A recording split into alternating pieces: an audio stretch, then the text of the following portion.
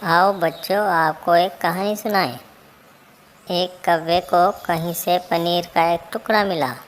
वो इसे पाकर बहुत खुश हुआ क्योंकि उसे भूख लगी थी। इस पनीर के टुकड़े को लेकर वो एक दरख्त पर जा बैठा कि वो इस पनीर के टुकड़े को खाएगा। अचानक एक तरफ से एक लोमड़ी आई। उसको भी भूख लगी हुई थी। जब उसने कौवे के मुंह में पनीर का टुकड़ा देखा तो उसका दिल ललचाया और कौवे से वो पनीर का टुकड़ा लेने के बारे में सोचने लगी और कौवे को सलाम किया। क्योंकि कौवे के मुंह में पनीर का टुकड़ा था, इसलिए उसने सलाम का जवाब नहीं दिया। इसके बाद लोमड़ी ने कौवे से हाल अहवाल दरियाफ्त किया। कौवा फिर भी खामोश रहा। अचानक लोमड़ी के दिल में एक तरकीब सूझी और उसने खामखा कौवे की तारीफ़ें करने शुरू कर दी कि मुझे कौवे पसंद हैं।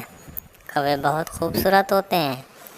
कौवे की आँखें कितनी खूबसूरत होती हैं और ख़ासकर कौवे की आवाज़ कितनी अच्छी होती है, वगैरह वगैरह। अलगर्ज इसके बाद लोमड़ी ने कौवे से गाना सुनने की फरमाइश की।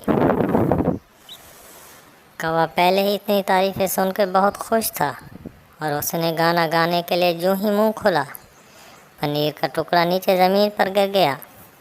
लोमड़ी इस मौके के इंतज़ार में थी और उसने फ़ौरन पनीर का टुकड़ा खा लिया और कौवा मुंह तकता रह गया। तो आपने इस कहानी से क्या नतीजा अख़ज़ किया बच्चों? कि खुशामद बुरी बला है और झूठी तारीफ़ों पर यकीन नहीं करना चाहिए।